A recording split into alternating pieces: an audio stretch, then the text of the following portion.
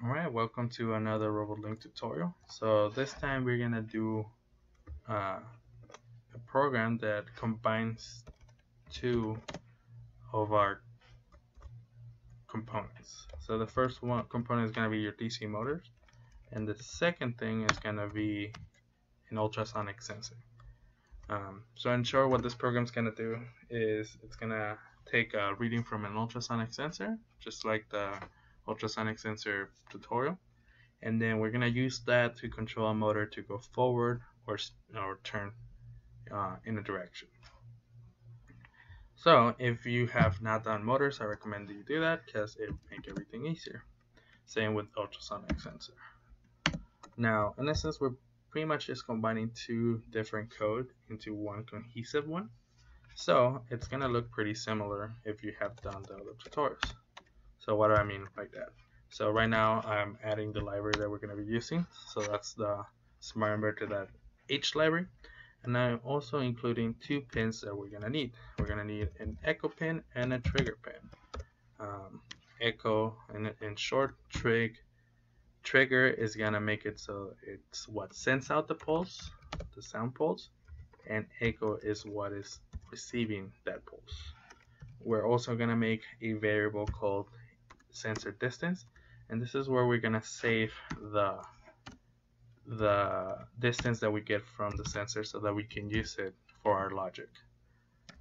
Lastly, for this initial area, we're gonna have a variable size byte equal to 60 that we're gonna use for our motors, for the speed of our motors to spin. So we're gonna have a setup loop. Setup, we don't have to worry about too many things. We gotta declare the trigger, and we gotta declare the echo, and we gotta specify that we're gonna be using motors on our program. So every time you want to use motors and using this board, you have to, or this library more specifically, you have to make sure that you declare that you're using them. If you do not, your motor, even if you use the functions that make the motor spin, it's not gonna work. So make sure that you always have it.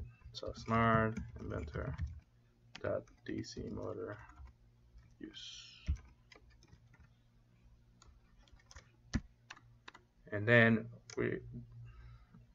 for later on, if you decide yourself that you want to see what your sensor is actually reading, so you can adjust, we're gonna add the serial stuff already, like that.